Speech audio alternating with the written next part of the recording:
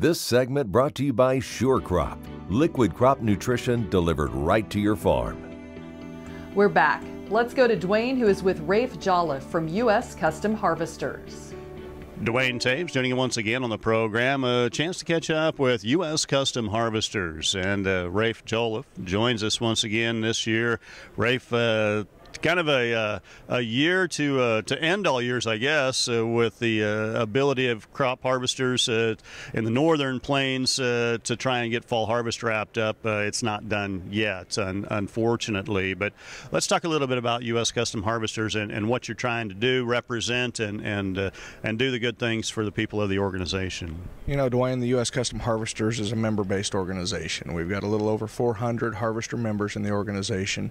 As a board and as an organization, we try to promote a lot of the issues that come before us in our industry and things that can be negative or positive for us. So, you know, immediately after our convention that was just held the end of January, early February, we sent out, I believe, 4 members of our board to Washington, D.C.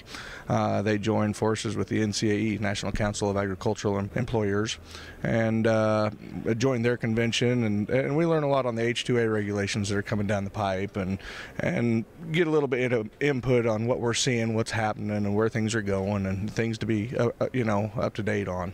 And then with that, we try to share that information back with our members. We've got a monthly newsletter we put out. We've got email blasts, social media, Facebook, that we try to share a lot of that information with our membership with and keep them up on the issues.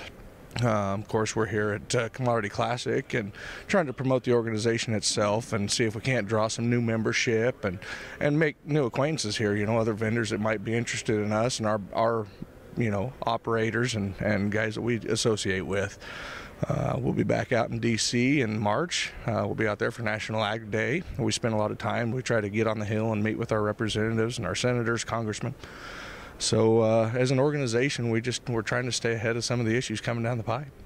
You'd referenced the H-2A. Obviously, labor is always a focal point for the organization and your members, custom harvesters.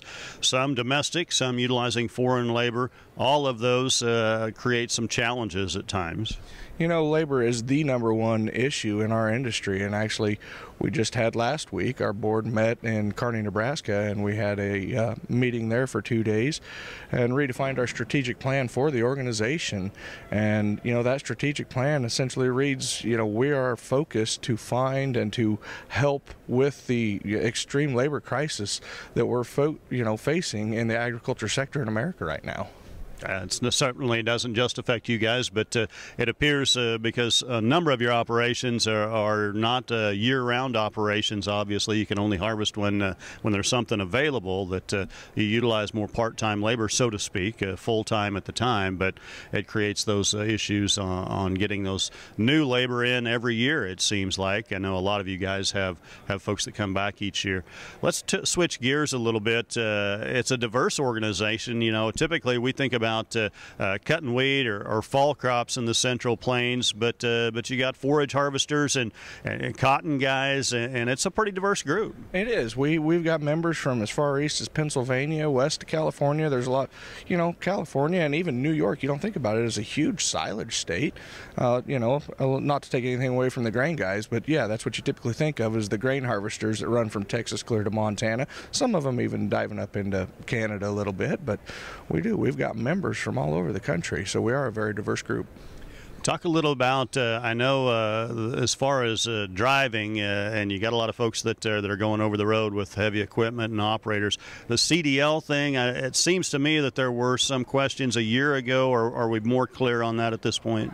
You know, you tell me where the government's going to go with the rules and regulations, and I'll tell you what to do. You know, there was, we were pushing, there was an issue coming up that I think it was January 6th or maybe it was February 6th of this year. There was some driver training rules that were coming down the pike, and literally, you know, a couple of days before it was supposed to be enforced, all of a sudden they backed it up 2 more years.